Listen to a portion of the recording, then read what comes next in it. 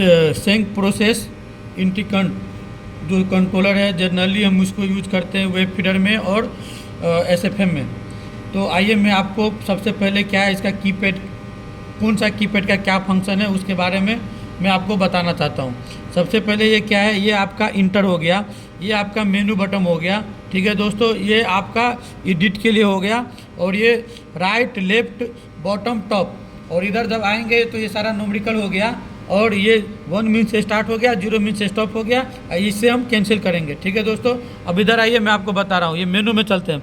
मेनू में गए हम। मेनू में सबसे पहले क्या आपका डिस्प्ले हो गया, और सॉरी यहाँ पे सेटअप है, टोटल से मोड है, कैलिब्रेशन है, पैरामीटर है, प्रिंटर सेटअप है, बैच है। तो सबसे पहले सेटअप का क्या एप्लीकेशन होता है, किस चीज़ के लिए यूज करते हैं। सेटअप को जनरली हम लोग जो यूज करते हैं वो लोड सेल का स्टेटस चेक करने के लिए यूज करते हैं। तो आइए हम आपको बताते हैं, इसमें लोड सेल का आपको स्टेटस बताएगा। ठीक है दोस्तों, तो 1 मिनट फिर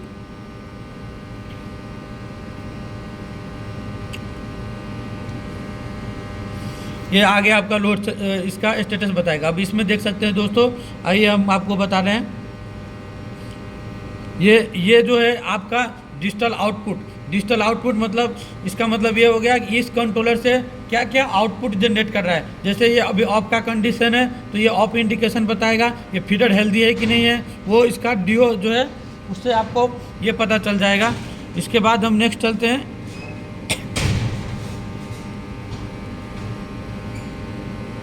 ये जो भी आपका कंट्रोलर का जो टेम्परेचर है, अभी कंट्रोलर का टेम्परेचर यहाँ पे कितना आ रहा है 31, जो भी है वो उसका आपका टेम्परेचर भी बता सकता है।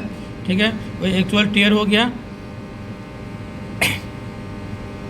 हाँ, मैं सबसे इम्पोर्टेंट इस सेटअप में ये है कि आपको देख सकते हैं ये मिली वोल्ट बता रहा है।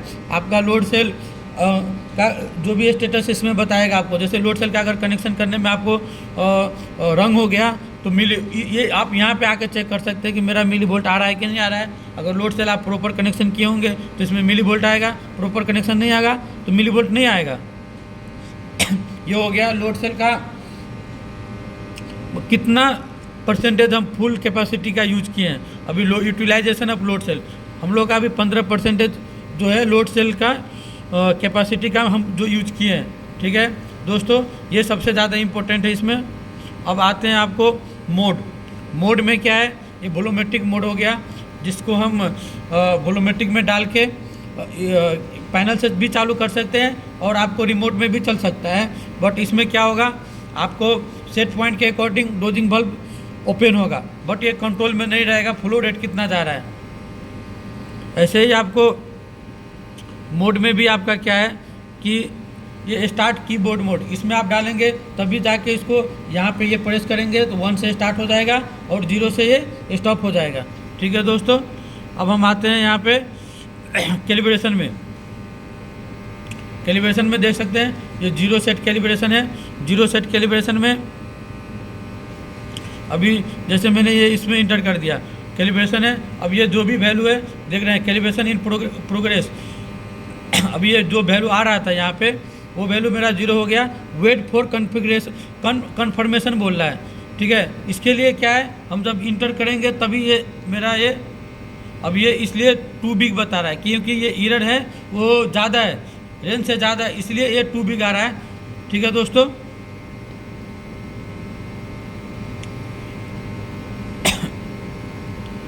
अभी जैसे मैं यहाँ पे आ गया टियर कैलिब्रेशन में क्या है, जैसे मैं इंटर करूँगा यहाँ पे ये पासवर्ड मांगेगा।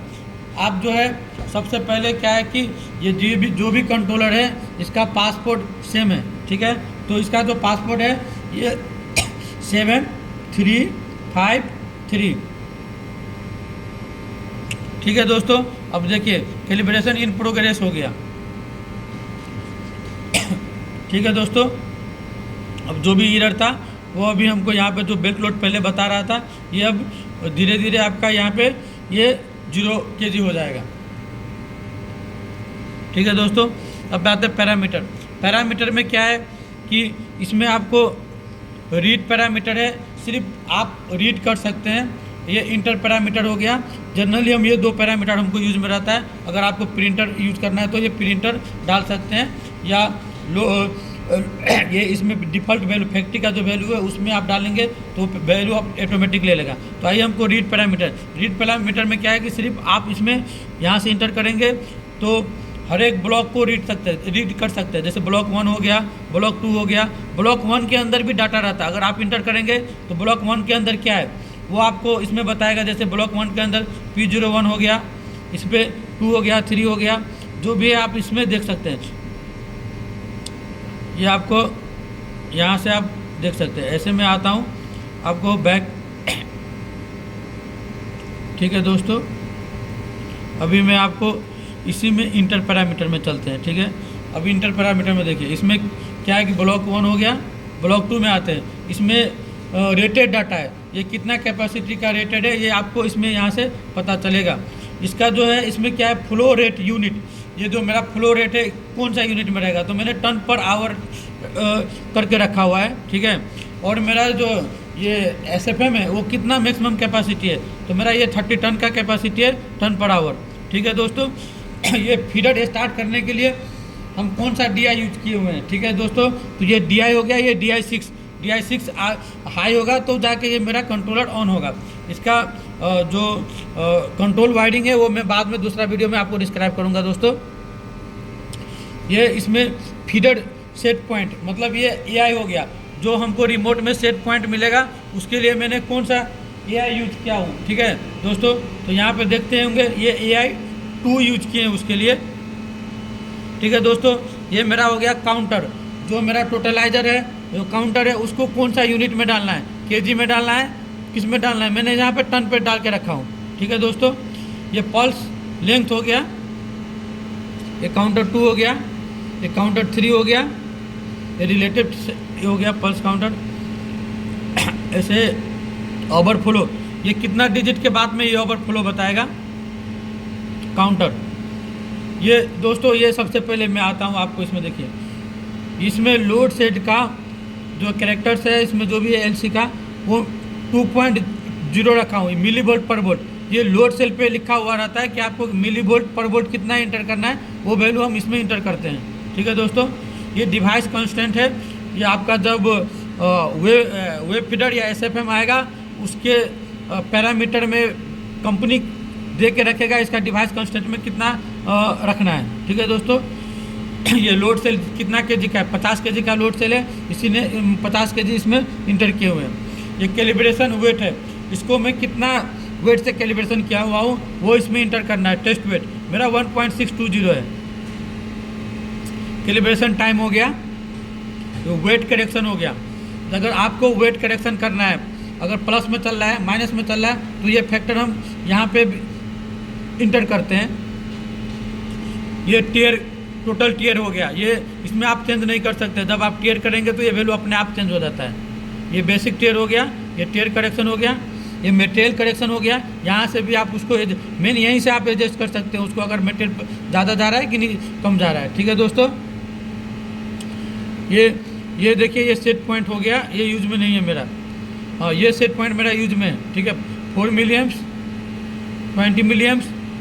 ये एनालॉग आउटपुट हो गया। एनालॉग आउटपुट मीन्स कि मेरा जो कितना TPH पे चल रहा है वो हमको CCR या रिमोट में देना है, तो वो फ्लो रेट हम यहाँ से इसको असाइन किए A01 में लिए हुए हैं। उसी का फ्लो रेट का 4 मिलियम्स 20 मिलियम्स आ गया दोस्तों। ठीक है, ये लोड के लिए भी यूज कर सकते हैं। रेंज हो गया, ये actual flow rate minimum maximum.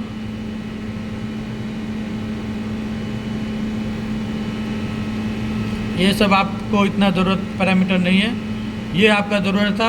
ये LC, ये जो लोड सेल का फिल्टर, अगर लोड सेल में ज़्यादा मिली वोल्ट वेरी कर रहा है तो यहाँ पे कुछ आप डिले फिल्टर डाल सकते हैं। ठीक है दोस्तों, और ये उसका मेजरमेंट टाइम हो गया।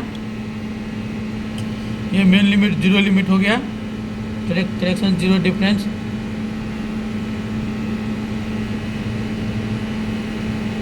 ये सब उतना इम्पोर्टेंट पैरामीटर नहीं है।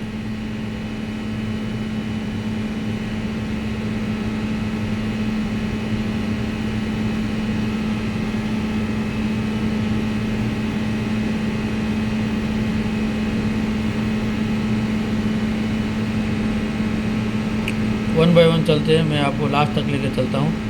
ठीक है दोस्तों,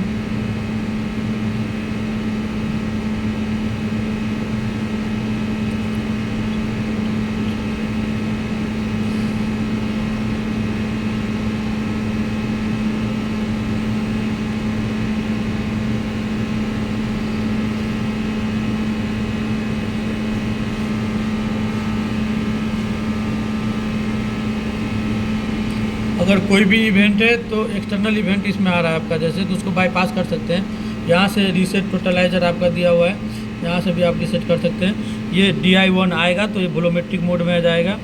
ये आपका DO अलार्म दिया हुआ है, ये DIDO का जो सेटिंग है बैच का हो गया। इसमें आपका कम्युनिकेशन के लिए है, प्रोफिबस केबल अगर यूज करते हैं तो उसके लिए है। जो मेन पैरामीटर था दोस्तों वो वही था। चलिए फिर मैं आपको दूसरा पैरामीटर में दूसरे चीज़ के लिए मैं एक्सप्लेन करता हूँ।